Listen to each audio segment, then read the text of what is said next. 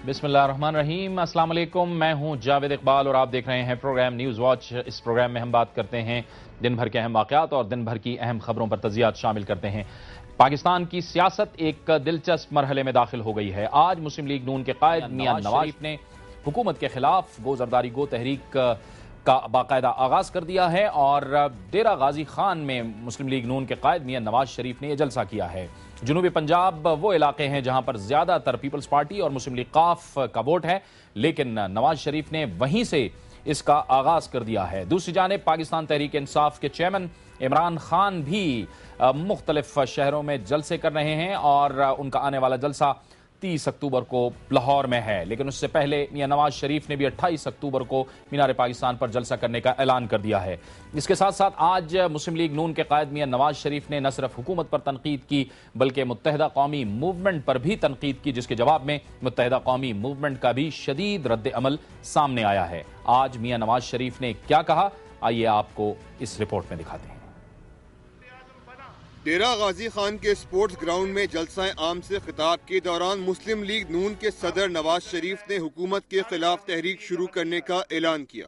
मैं पाकिस्तान का दर्द लेकर यहाँ आपके पास आया हूँ और मैं डेरा गाजी खान जनूबी पंजाब से हमने इसका आगाज किया है। सरदार साहब को मालूम है कि हमने फैसला किया कि जनूबी पंजाब से इसका आगाज करेंगे। उन्होंने कहा कि मुल्क में दहशतगर्दी और करप्शन में मुलव्विस अफराद हुकूमत कर रहे हैं। हालांकि सुप्रीम कोर्ट ने भी करप्ट वजीरों से करोड़ों रुपए निकलवाए, लेकिन इसके बावजूद वो अपनी वजारतों पर कायम है। करप्शन का हाल देखें कि सुबह से लेकर रात तक करप्शन हो रही है और मैं गलत बयानी नहीं करता। मैंने जिंदगी में इतनी करप्ट हुकूमत कभी नहीं देखी। पाकिस्तान में इतनी बदउनवानी या करप्शन को आज तक मैंने इतने बड़े पैमाने पर नहीं देखा और हुकूमत खुद उनकी सरपरस्ती करती है। आप देखें हुकूमत चलाने वाले लोग कौन लोग हैं, वो कौन लोग हैं जो इस वक्त इस्लामाबाद में जिनका गठजोड़ हुआ है और वो पाकिस्तान की हुकूमत चला रहे हैं। नवाज शरीफ ने भावलपुर को इंतजामी बुनियादों पर सूबा बनाने की हिमायत का ऐलान भी किया।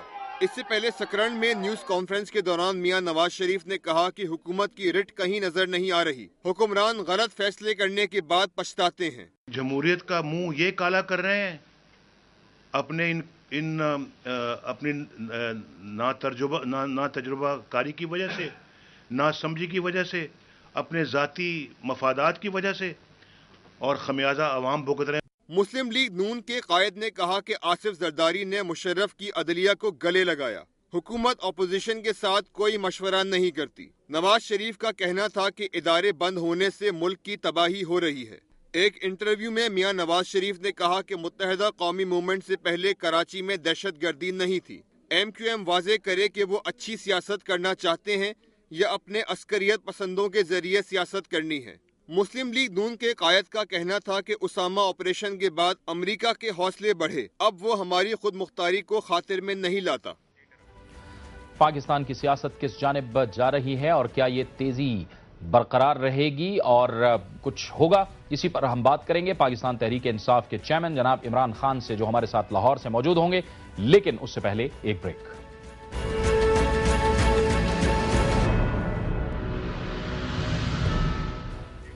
प्रोग्राम न्यूज़ वॉच में नाज़रीन एक बार फिर आपको खुशामदीद कहते हैं। हमारे साथ मौजूद हैं लाहौर से पाकिस्तान तहरीक इंसाफ के चेयरमैन जनाब इमरान खान। बहुत शुक्रिया खान साहब, आपने हमें ज्वाइन किया। खान साहब, एक तरफ आपने तो पहले से ही ये सिलसिला शुरू कर रखा है, लेकिन दूसरी जानब हम देख रहे हैं कि आज मियां नवाज शरीफ ने भी एक तहरीक का ऐलान कर दिया है। 30 तारीख को आपका जलसा है, 28 को उन्होंने जलसा रख लिया है। ये क्या हो रहा है, किस तरह की तहरीकें हैं? पहले तो मैं भी मियां नवाज शरीफ की बातें सुन रहा था। उन्होंने बताया कि कितनी करप्शन है और करप्शन के रिकॉर्ड टूट गए हैं और आसिफ जरदारी कितना करप्ट है। तो क्या ये मियां नवाज शरीफ को अभी इस चीज़ का इंकशाफ हुआ है? 3 साल जब ये दोनों फ्रेंडली ऑपोजिशन थे और हम शोर मचाते रहे कि करप्शन हो रही है, और हम शोर मचाते रहे कि NRO का जो फैसला किया सुप्रीम कोर्ट ने, ऑपोजिशन का काम था खड़े हों। जब NRO रद्द कर दिया गया तो सबसे बड़ा तो काम नवाज शरीफ और PMLN का था। ऑपोजिशन होते हुए इन्हें कहना था गवर्नमेंट अब नीचे जाए और मिड टर्म इलेक्शंस हो। हम जब मिड टर्म इलेक्शंस की बात कर रहे थे तो यही PML और नवाज शरीफ कह रहे थे ہم نے جمہوریت بچا رہے ہیں، ہم نظام بچا رہے ہیں، ہم اس ملک میں جمہوریت کو آگے فروخت کر رہے ہیں، بڑھا رہے ہیں۔ آج کیا چیز نہیں کی ہے جو آصف زرداری پہلے نہیں کر رہا تھا؟ کیا کوئی ابھی سے کرپشن شروع کیا یا پہلے سے ان کو نظر نہیں آ رہی تھی؟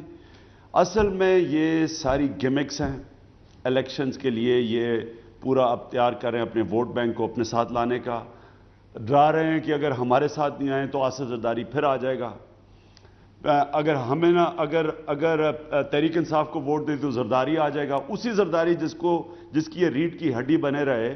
اور سٹیٹمنٹ ہے نواز شریف کی کہ آصف زرداری اگر پیپلز پارٹی بھی آپ کو چھوڑ گئی ہم آپ کے ساتھ کھڑے ہیں۔ اب ان کو ایک دم انکشاف ہوا، تو پہلے تو یہ دوسرا، پنجاب میں کتنی کرپشن ختم کیا ہے انہوں نے؟ مجھے بتائیں پنجاب میں پچھلے دور سے اور اب دور دیکھ لیں کہ کیا کرپشن اوپر گئی یا نیچے آئی ہے؟ کیا اس ملک میں جرم، کڈنیپنگز یہ اوپر گئی یا نیچے آئی ہیں؟ مجھے ایک چیز بتا دیں انہوں نے امپروو کیا پچھلے دور سے اور اب میں؟ اس لیے ایک دم یہ جو کیمپین شروع کی ہے، اس کیمپین سے اب لوگ دھوکے میں نہیں آنے لگے۔ یہ اب عوام کو بس بھیڑ بکریاں سمجھا ہوا ہے کہ پہلے ہم جو مرضی کریں، جب مرضی ڈرامے کریں گے، عوام پھر ہمارے ساتھ آ جائے گی، ہمارا ووٹ بینک ہے، وہ پیپلز پارٹی سے ڈرا کے ہم نون لیگ کا ووٹ بینک کریں گے۔ اس لیے یہ جو کیمپین ہے، یہ کیمپین صرف اور صرف اب یہ خوف آ گیا ہے کہ ان کے ووٹ بینک جا رہا ہے، تحریک انصاف تیزی سے اوپر آ رہی ہے، نوجوان ان کو چھوڑ چکے ہیں، ان کی پارٹی کے اندر مشکل پڑی ہوئی ہے ان کو، اور یہ ساری کیمپین ہے۔ اور یہ جو جلسہ انہوں نے کیا ہے 28 تاریخ کو، پہلے 23 پھر 26 پھر 28، یہ میں تو بڑا خوش ہوں کیونکہ یہ جو انہوں نے جلسہ کیا، اب لاہور کا فیصلہ ہونا ہے کہ لاہور کس پارٹی کے ساتھ ہے، اور انشاءاللہ سب کچھ ساری عوام کے سامنے آ جائے گا جی، کہ 30 تاریخ کو اور 28 تاریخ کے 2 جلسے دیکھ کے کہ لاہور کی عوام کدھر کھڑی ہے۔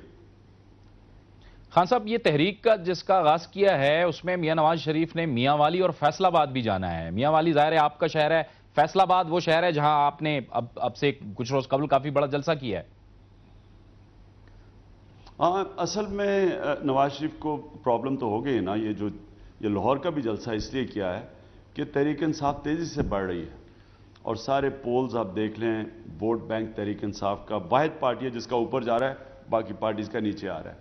تو اس خوف کی وجہ سے یہ سب کچھ ہو رہا ہے۔ یہ جلسہ بھی خوف کے اوپر رکھا گیا کہ یہ ایک دم تحریک انصاف کا اگر یہاں کوئی بہت بڑا شو ہو گیا تو ڈر آیا ہوا ہے۔ اور یہ بھی ہے کہ 28 کو کر کے میرے خیال میں انہوں نے امپائر ساتھ ملانے ہیں، پرانی عادت ہے، انہوں نے پولیس کو ابھی بھی ہمارے بینرز بونرز ہورڈنگز 2-3 جگہ سے انہوں نے اتار دیے ہیں، پہلے بھی کیا ہے، لیکن مجھے لگتا ہے انہوں نے ٹرانسپورٹ روک لینی ہے، 28 کو ساری قابو کر لینی ہے تاکہ 30 کے جلسے پہ لوگ نہ آ سکیں۔ لیکن وہ ہمیں عادت ہے ان کے امپائروں کے ساتھ بھی انشاءاللہ ہم ان کو میچ میں آپ دیکھیں گے کیا ہوگا۔ میں نہیں سمجھتا اب یہ کوئی روک سکتا تبدیلی، جاوید، میں نہیں سمجھتا۔ جو میں آج پاکستان میں نے فیصل آباد میں جو یہ جا رہے ہیں، ان کا بھی آپ دیکھ لیں فیصل آباد میں کیسے پبلک کا رسپانس ہے، ہمارا ہوا ابھی پچھلے ہفتے۔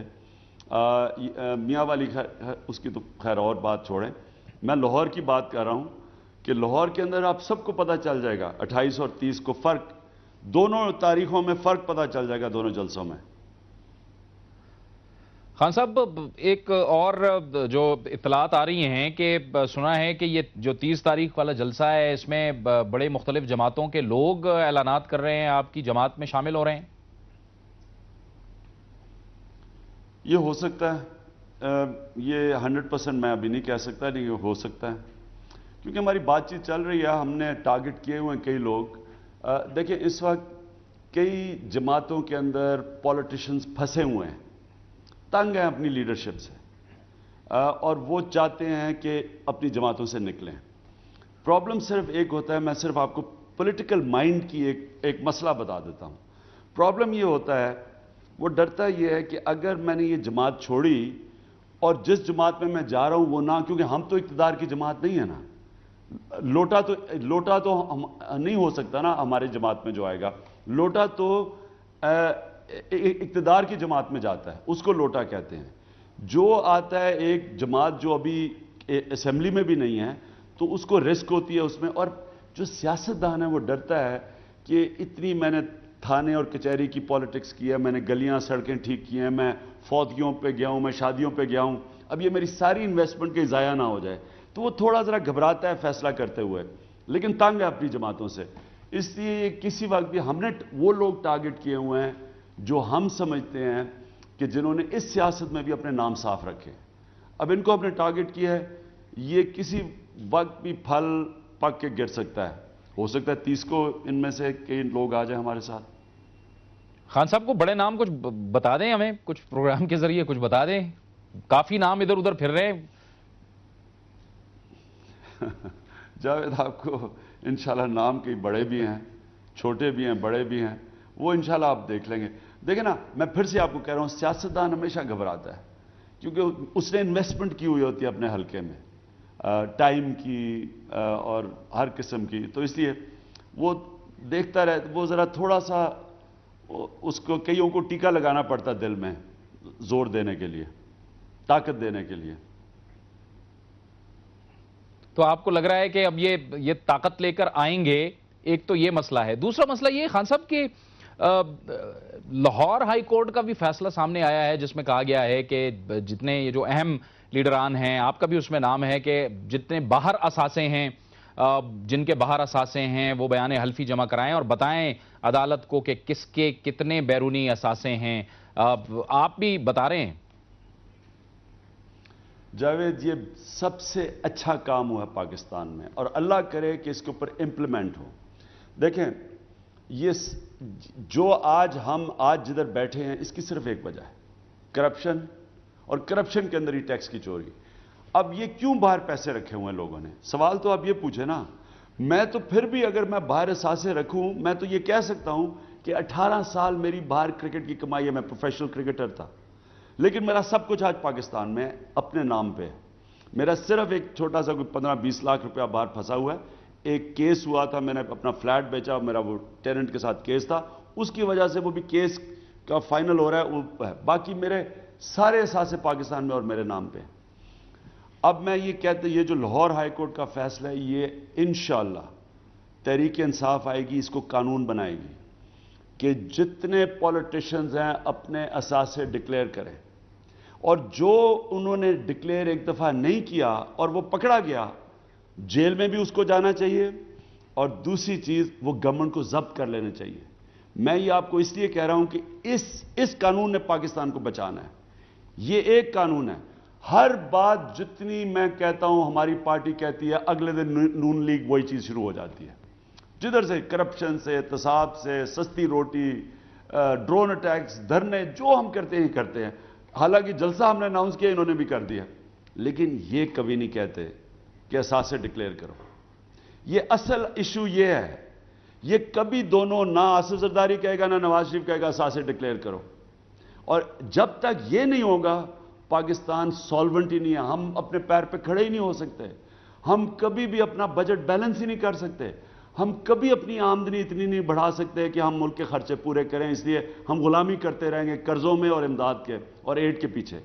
یہ جو اصل ایشو ہے، اس پہ دونوں نہیں آتے. اس کے اوپر میں چاہتا ہوں کہ یہ مجھے فالو کریں، اناؤنس کریں کہ ہم اپنے اثاثے ڈکلیئر کریں گے. جو انہوں نے اثاثے ڈکلیئر کیے ہیں، آپ سٹڈی کریں. آپ بتا سکتے ہیں کہ رائے ونڈ جتنا بڑا، یہ جو اتنی بڑی اسٹیبلشمنٹ کوئی چلا سکتا ہے جو انہوں نے اپنے اثاثے ڈکلیئر کیے ہیں؟ اور جب آپ اثاثے نہیں ڈکلیئر کرتے، آپ اپنا ٹیکس بھی چوری کرتے ہیں اور اپنی کرپشن بھی چھپاتے ہیں. جب آپ خود اپنی کرپشن بھی چھپاتے ہیں اور اثاثے نہیں ڈکلیئر کرتے اور ٹیکس نہیں دیتے، آپ عوام سے کیسے ٹیکس مانگ سکتے ہیں؟ آپ آصف زرداری کا کیسے احتساب کر سکتا ہے؟ آصف زرداری نواز شریف کا کیسے احتساب کر سکتا ہے؟ دونوں نے کیسز رکھے ہوئے ایک دوسرے کے خلاف، کرتے کچھ نہیں ہیں اور نہ ہی کریں گے. اور یہ نورا کشتی کھیلتے رہیں گے. اور یہ جو آپ کے سامنے اب نورا کشتی شروع ہوگی، اب دیکھنا بڑی پنچنگ ہوگی ایک دوسرے کو. اندر سے جو اصل چیز ہے اس پہ دونوں نہیں آئیں گے. دونوں یہ نہیں کہیں گے کہ اپنے اثاثے ڈکلیئر کرو. اچھا خان صاحب، یہ ایک اہم بات ہے. مسلم لیگ نون بھی سیاسی جماعت ہے، پیپلز پارٹی بھی سیاسی جماعت ہے. اب الیکشن ہوتے ہیں، کہیں آپ کو اگر ورکنگ کرنا پڑ جائے مسلم لیگ نون کے ساتھ، آپ کچھ دیکھ رہے ہیں؟ کچھ ایسی کچھ توقعات بھی دیکھ رہے ہیں کہ ایسی آپشن نہیں ہے کہیں پہ؟ میں کسی جماعت سے، ہماری پارٹی کسی قسم کی ورکنگ نہیں کرے گی جب تک ان کے پارٹی کے سربراہ اپنے اثاثے ڈکلیئر نہیں کریں گے. تبدیلی تو اس ملک میں تب آئے گی جب لیڈرشپ اپنی مثال سے اپنے احساس سے ڈکلیئر کرے گی، اپنا احتساب کرے گی، خود ٹیکس دینا شروع کرے گی. اس کے علاوہ تو تبدیلی نہیں آنے لگی. اس کے علاوہ تو ہم اسی طرح ہی گھٹنوں پہ، وہ کہتے ہیں نا وہ طفل کیا گرے گا جو گھٹنوں کے بل چلے، ہم گھٹنوں کے بل چلتے رہیں گے.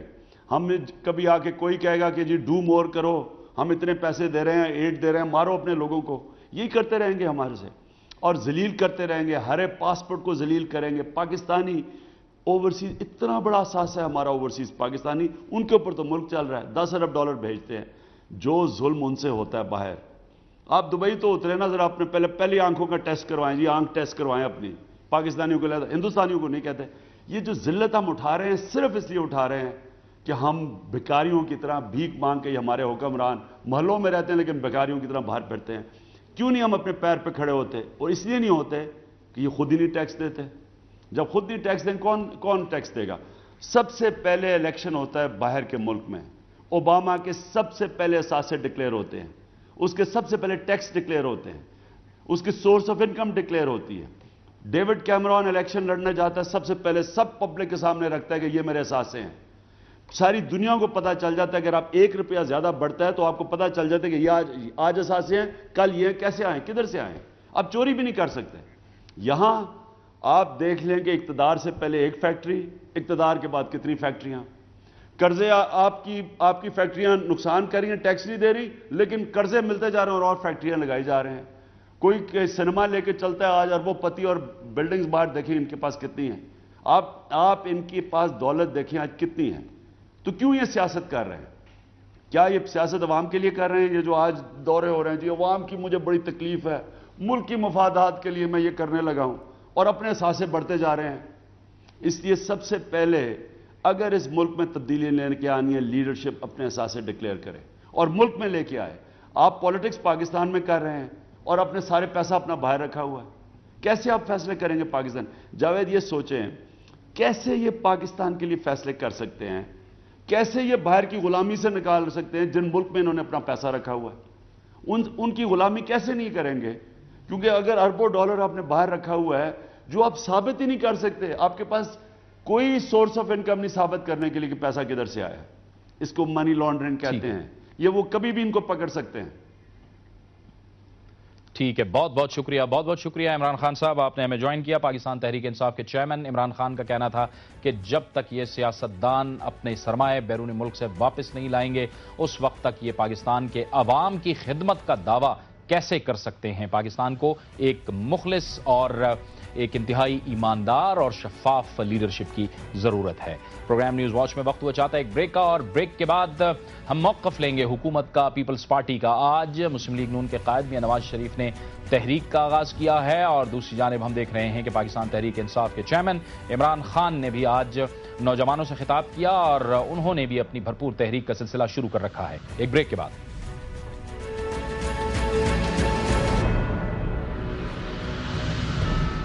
پروگرام نیوز واچ میں ناظرین ایک بار پھر آپ کو خوش آمدید کہتے ہیں. اور بریک سے پہلے ہم آپ کو بتا رہے تھے کہ ایک طرف مسلم لیگ نون کے قائد میاں نواز شریف نے حکومت کے خلاف تحریک چلانے کا اعلان کر دیا ہے اور اس کا باقاعدہ آغاز کر دیا ہے، تو دوسری جانب پاکستان تحریک انصاف کے چیئرمین عمران خان بھی ایک تحریک چلا رہے ہیں، اور نہ صرف وہ مسلم لیگ نون کی حکومت پر، پنجاب حکومت پر تنقید کر رہے ہیں، بلکہ موجودہ حکومت پر بھی وہ بڑی شدید تنقید کر رہے ہیں.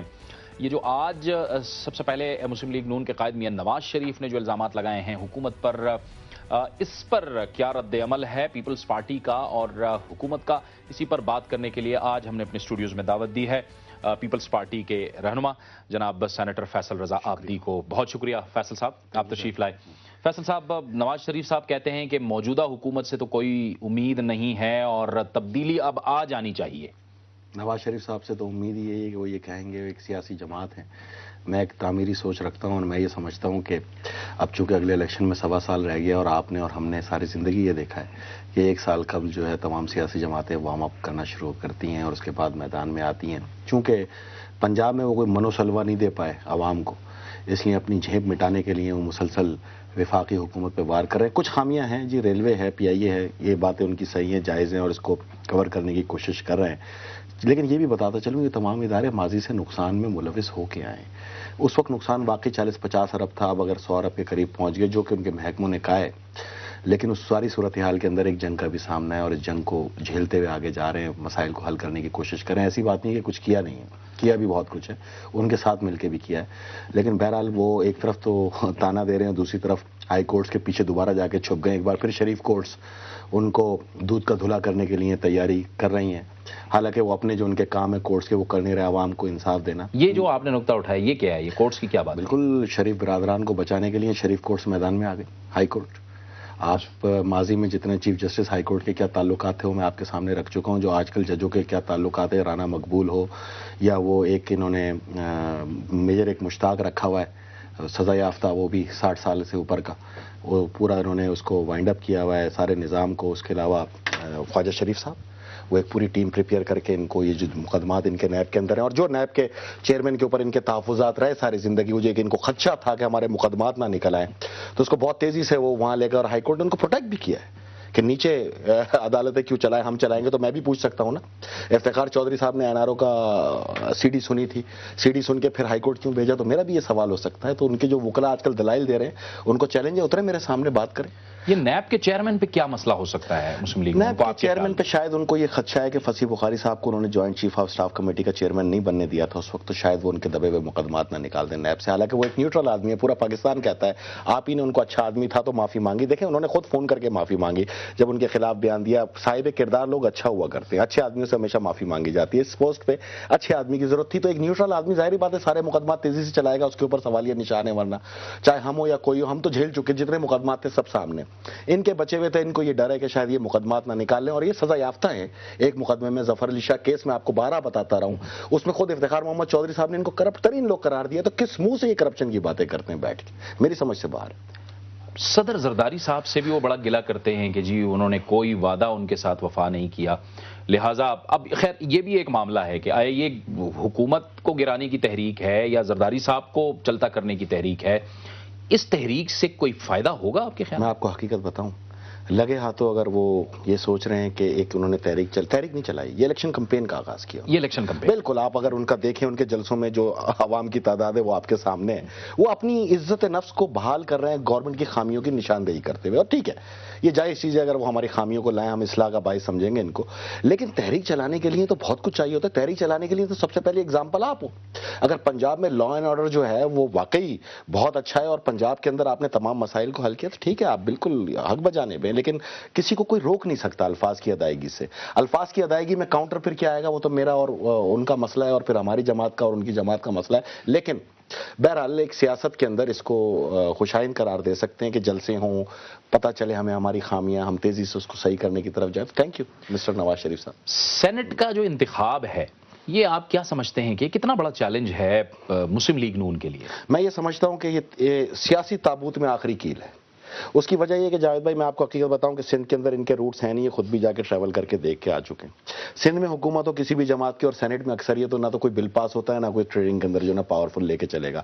ٹٹ فار ٹیٹ ہے جو رویہ جن کا کل کو ان کو فیس بھی کرنا پڑے گا یہ حکومت میں ہوئے. تو سندھ ایک معاشی ترقی کا سب سے بڑا صوبہ ہے اس ملک کے اندر, لیکن ہماری کہیں کوئی ایسی روایت نہیں رہی, نہ ہی ہم نے کوئی کسی سیاسی قیدی کو لیا جو یہ اگر ان کے ذہن میں کسی نے یہ ڈالا ہے عنصر کہ آپ سینٹ کے اندر ہوگے. سینٹ ایک چیز ظاہری بات ہے, سینٹ میں جس کی اکثریت ہوگی وہ آئے گا, اور اگر کوئی یہ سمجھتا ہے کہ کسی کو لپیٹ کے کوئی منو سلوا کھائے گا تو وہ شاید احمقوں کی جنت میں رہتا ہے.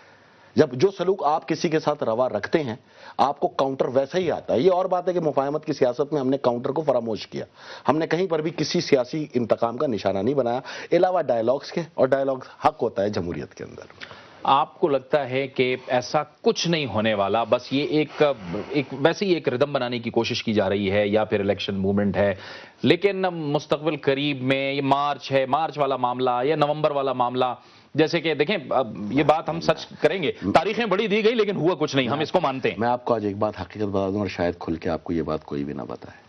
ہر عمل کا رد عمل ہوتا ہے. یہ سمجھتے ہیں پیپلز پارٹی جو ہے وہ کوئی اڑن کھٹولے پہ بیٹھ کے حکومت میں آئی ہے, اس کا تو گراس روٹ ہے ہی نہیں. ان کو چاہیے کہ ایک بار نظر ڈالیں یہ اس الیکشن رزلٹ کے اوپر جہاں 1,42,00,000 ووٹ پیپلز پارٹی نے اٹھائے. اٹس مین کہ کراچی سے لے کے گلگت تک سب سے بڑا گراس روٹ ہے تو کسی پیپلز پارٹی کے پاس ہے, لیکن ٹکراؤ کی پالیسی نہیں ہے. جب کوئی حد سے باہر جائے گا تو حد کے اندر دھکیلنا پیپلز پارٹی کے کارکنان کو اور عوام کو اچھی طرح آتا ہے. مفاہمت کی بات آپ کر رہے ہیں, تصادم سے بچاؤ کی آپ بات کر رہے ہیں, चलें, सियासी लिहाज से तो हमने माना कि आप सदर साहब बड़े अच्छे पत्ते खेल रहे हैं, लेकिन फैसल साहब आम आवाम बड़े परेशान हैं, महंगाई बढ़ती चली जा रही है, इस वक्त इकोनॉमिक क्राइसिस है। आप देखें ना, बिजली के बिल आपने कितने आपकी हुकूमत ने बढ़ा दिए, ये रेलवे का क्या हाल हो रहा है, पीआईए के बारे में इतलात आ रही हैं कि वो कुछ ऐसा माहौल बनाया जा रहा है कि उसको भी प्राइवेटाइज कर दिया जाए, उससे अब कौन कैसे निकलेंगे? मैं आपसे अर्ज करूं कि किसी भी जगह कोई प्राइवेटाइजेशन जो है वो जहन में नहीं है। इदारे को निकालना अव्वलीन तरजीह है। कुछ ऐसी मसाइल हैं 2-3 इदारों के अंदर जिसका आप हमें बताते रहें, और मैं आपको बताऊं 3-4 इजलास इस ज़िम्न में ऐवान सदर में हो चुके हैं और बहुत तेज़ी से इनको क्राइसिस से निकालने की हम कोशिश कर रहे हैं। लेकिन जावेद भाई, एक जंग भी तो है ना सामने। मुसलसल पीपल्स पार्टी के जहां 25 कारकुन जमा हो, वहां किसी न किसी सुसाइडर का हमले का खतरा हो, तो हम उनको रोक दें कि आप ना जमाओ। आप हजारों में जलसे करें तो आपको इंश्योरेंस हो कि आपकी तरफ तो किसी ने आना ही नहीं है। तो बहुत सारी सिचुएशन आवाम को सोचनी चाहिए। अगर आवाम ये समझते हैं कि हम उनको उनकी मर्जी के मुताबिक जिंदगी गुजारने की जंग लड़ रहे हैं और किसी को मुसल्लत ना करने के लिए ढाल बन के खड़े हैं, तो आवाम को ये सोच लेना चाहिए कि तमाम किरदारों के जो वो मरकजी तीर हैं वो हमारे सीने में पेवस्त हो रहे हैं। हम गिरेंगे तो आप तक आएंगे। लेकिन बहरहाल ये फैसला आवाम ने करना है। कोशिश ये है कि ये बुनियादी मसाइल जो आपने महंगाई का कहा, इससे कोई इनकार नहीं है, लेकिन ज़राअत के शोबे में हमने बेहतरीन किरदार भी अदा किया है।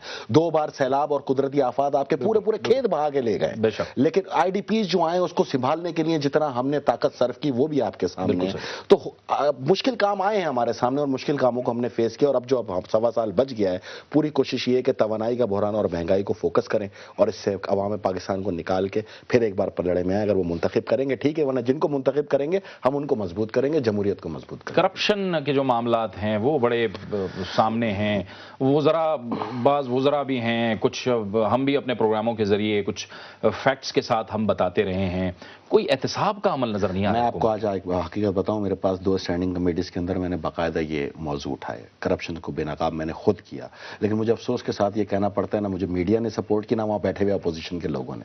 मैं एक अकेला आदमी वो करप्शन के सारे सबूत लेके इनके सामने खड़ा हो गया, जिसमें ग्रे ट्रैफिक भी था और यूएसएफ की करप्शन भी थी, और उसको मैं मुसलसल लेके चल रहा हूँ, मुझे कोई रोक टोक भी नहीं है। तो ये कहना गलत है कि कहीं क़यादत की तरफ से कोई इस चीज़ के अंदर इन्वॉल्व है। लेकिन मेरी अपने अपोजिशन के भाइयों से ये पूरी गुजारिश है कि ज़रूर आएँ, ज़रूर गुफ्तगू करें, लेकिन कुछ ब्लैक एंड व्हाइट में जरूर लेके। मैं 2.5 साल से लेके आ रहा हूं ब्लैक एंड व्हाइट। हाँ, हमें मालूम है, मैं 2.5 साल से ला रहा हूं। अगर किसी को मेरे किसी चीज एक पेपर पे भी शक है तो मुझे चैलेंज करके कोर्ट में बुला ले। मैं आज आपके प्रोग्राम से बताऊं कि कोर्ट भी वो काम नहीं कर रहे हैं जो उनको करना चाहिए। अब एक मशहूर केस है, देखिए इस्लाम मुस्लिम फैमिली लॉ ऑर्डिनेंस है जी, हलाला एक चीज है, 1400 साल से चलता आ रहा है, लाहौर हाई कोर्ट ने उसको रूल दिया आज से 2 महीने पहले। तमाम मौलवी खामोश, तो मैं क्या मानूं? ये अपनी ड्यूटी कर रहे हैं क्या? सिर्फ इनकी सारी नजर अवामी जलसों के ऊपर है क्या? जमात इस्लामी ने सारी जिंदगी हम पे पॉइंट आउट करना है? मैं ये आपको इतनी बड़ी आज केस की मिसाल देके जा रहा हूं कि ये हलाला को रूल डाला बिल्कुल, और हलाला का कॉन्सेप्ट खत्म कर दिया लाहौर हाई कोर्ट ने, और कोई बोलने के लिए तैयार नहीं है। तो मैं तो मौलवी हूं नहीं, तो ये मैं पॉइंट आउट करता हूं ना, मेरा ये काम है। फैसल साहब, इमरान खान भी कहते हैं कि सदर जरदारी ये ना समझें कि उनकी वजह से नून लीग टूटेगी, बल्कि उनकी वजह से पीपल पार्टी को भी नुकसान होगा। देखें जी, माइंड सेट की बात है, और माइंड सेट ये है कि हर शख्स को एक इजाज़त है वो अपने सोच के मुताबिक गुफ्तगू कर ले। अगर वो ये समझते हैं कि वो बहुत बड़े लीडर हैं तो आइंदा इलेक्शंस के अंदर पता चल जाएगा, और अगर हम गलत करें तो वही मजबूत होने ना, तो हो जाए मजबूत। मसला क्या है? ये तो अच्छी बात है उनके लिए, ठीक है, लेकिन हमारे लिए ये बुरी बात है, क्योंकि अगर कोई इस्लाह की तरफ हमें माइल कर रहा है तो हमें फिर इस्लाह की तरफ माइल होना चाहिए। ये एक हकीकत है। ये जो इत्तेहाद हुआ है आप लोगों का मुस्लिम लीग काफ के साथ, ये इत्तेहाद हुआ, लेकिन पंजाब में हमने देखा साहिवाल का इलेक्शन आप हार गए, ये क्या निशानी है? मैं आपसे गुजारिश करूं, साहिवाल का इलेक्शन में जीता भी खग्गा और हारा भी खग्गा। पंजाब में पार्टियों की जंग कब है?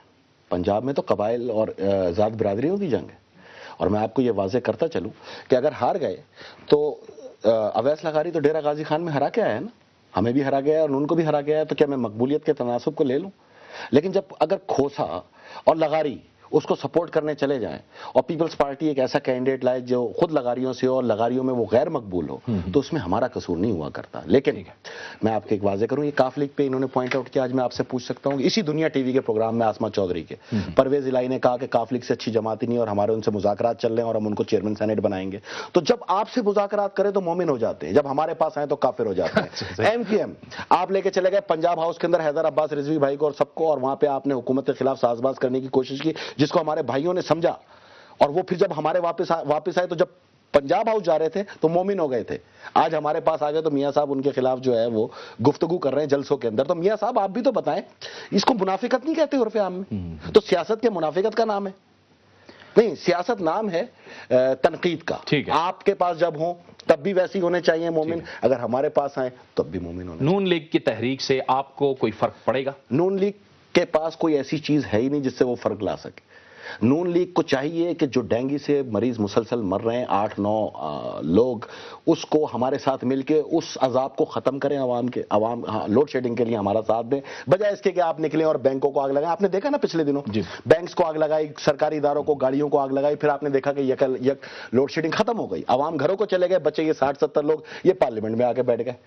ठीक है, तो इनको खुद एहसास होना चाहिए कि जिस इश्यूज की तरफ ला रहे हैं वो इशू कोई गवर्नमेंट के पैदा करता नहीं है, माजी से पैवस्ता है, तो हमारे साथ खत्म करेंगे तो नेक नामी होगी, अच्छी बात। बहुत बहुत शुक्रिया, बहुत बहुत शुक्रिया फैसल रजा आबदी साहब आपका। सेनेटर फैसल रजा आबदी मौक़िफ़ दे रहे थे अपनी जमात का, अपनी हुकूमत का। वक्त वो चाहता है एक ब्रेक का, और ब्रेक के बाद हमारे इस प्रोग्राम का सिलसिला जारी रहेगा।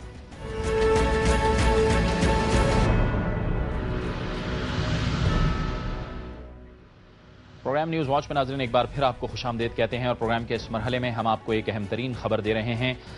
वफाकी सेक्रेटेरिएट में अगर हम देखें तो CSS के जरिए एक मुकाबले, जाहिर है कि एक मुकाबले का इम्तिहान होता है। सेक्रेटेरिएट ग्रुप में, ऑफिस मैनेजमेंट ग्रुप में CSS करके भर्ती होते हैं अफसरान।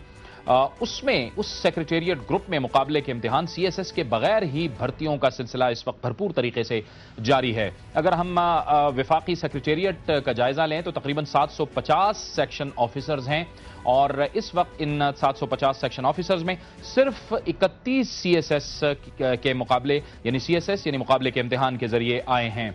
बाकी जो 719 सेक्शन ऑफिसर्स हैं वो या तो डेपुटेशन पर आए हुए हैं या फिर किसी और जाती मफाद या जाती पसंद की बुनियाद पर मुख्तलिफ महकमों से उन्हें यहां पर लगाया गया है। और जिस रूल के तहत इनको लगाया गया है, जिस कानून के तहत, वो है 9A। इसका हवाला दिया जाता है, जिसके बारे में हमें एस्टेब्लिशमेंट के अहम तरीन ज़राए ने यह बताया है कि वो किसी भी मजाज अथॉरिटी से मंजूर शुदा नहीं है। इसके साथ साथ पाकिस्तान के जो मुख्तलिफ महकमे हैं उनमें ज़ाती पसंद की बुनियाद पर अहम मिनिस्ट्रीज में, अहम वजारतों में इन सेक्शन ऑफिसर्स को तैनात किया जा रहा है, जिससे हकदारों की हक तलफी हो रही है। इसके साथ साथ जो अहम तरीन बात सामने आ रही है कि CSS के जरिए आने वाले जो अफसरान हैं वो इंतहाई मायूस हैं, और यकीनी तौर पर हुकूमत की गुड गवर्नेंस के लिए भी ये इक़दाम बहुत बड़ा चैलेंज हैं।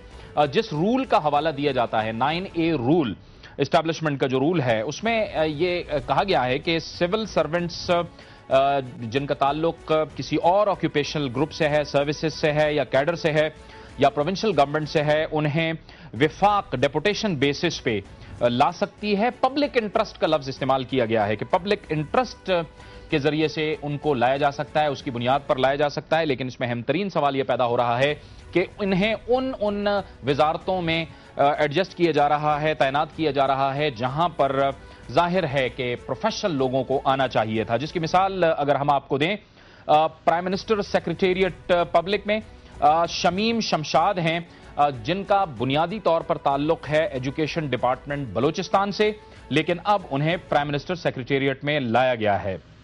इसके साथ साथ एक और नाम है मिस्टर जमाल तैयब का। जमाल तैयब का भी बुनियादी ताल्लुक एजुकेशन डिपार्टमेंट से है, लेकिन उन्हें labour and main power division में तैनात किया गया है। इसके साथ कई और नाम भी इसमें शामिल हैं, जिसमें प्लानिंग एंड डेवलपमेंट डिपार्टमेंट से हैं गवर्नमेंट ऑफ आजाद जम्मू कश्मीर के मुख्तार अहमद, उन्हें डिफेंस प्रोडक्शन डिवीजन में लगाया गया है। इसके साथ साथ अख्तर अली एक सेक्शन ऑफिसर हैं जो कि मेडिकल ऑफिसर हैं health department government of Sindh के, उनको तैनात किया गया है वजारत सेहत में। ये इन्हें तैनात किया गया था उससे पहले जब इन मिनिस्ट्रियों की डेवोल्यूशन हुई थी। इसके साथ साथ एक और साहब हैं जिनका नाम है नासिर अहमद बरोही, इंस्ट्रक्टर थे टेक्निकल एजुकेशन में गवर्नमेंट ऑफ सिंध में, BS 17 यानी 17 ग्रेड में थे, लेकिन अब उन्हें पेट्रोलियम और नेचुरल रिसोर्सेज डिवीजन में लगाया गया है। और यह सिलसिला भरपूर तरीके से जारी है। इसमें कुछ ऐसे नाम भी सामने आए हैं जो 3 बार मुकाबले के इम्तिहान में यानी CSS के इम्तिहान में फेल हो गए हैं, लेकिन उसके बावजूद उसी पोस्ट पर मुख्तलिफ वजारतों में वो तैनात हो गए हैं। पाकिस्तान की गुड गवर्नेंस और मेरिट के हवाले से ये एक अहम तरीन चैलेंज है हुकूमत के लिए। इससे पहले भी हमने आपको बताया था, कुछ रोज कबल के सेंट्रल सिलेक्शन बोर्ड हुआ था, उसमें ग्रेड 20 से 21 में जो प्रमोशन हो रही थी उसमें भी जाती पसंद और नापसंद किया गया था, और जो 75 नंबर रिक्वायर्ड थे किसी भी सीनियर ऑफिसर की जिसकी 24 से 26 साल की सर्विस थी, उन्हें बालाताक रखकर जूनियर ऑफिसर्स के जिनके 60 नंबर थे उन्हें मजीद 15 नंबर सवाबदीदी नंबर्स का इंतहाई गलत इस्तेमाल करते हुए उन्हें नंबर दिए गए, और जूनियर ऑफिसर्स को सीनियर ऑफिसर्स पे तरजीह दी गई और उन्हें ग्रेड 21 के अंदर प्रमोट कर दिया गया है। हुकूमत पाकिस्तान के लिए ये एक इंतहाई अहम चैलेंज है शफाफ और गुड गवर्नेंस के हवाले से। ये था हमारा आज का प्रोग्राम न्यूज वॉच से जावेद इकबाल को इजाजत दीजिए। अल्लाह हाफिज।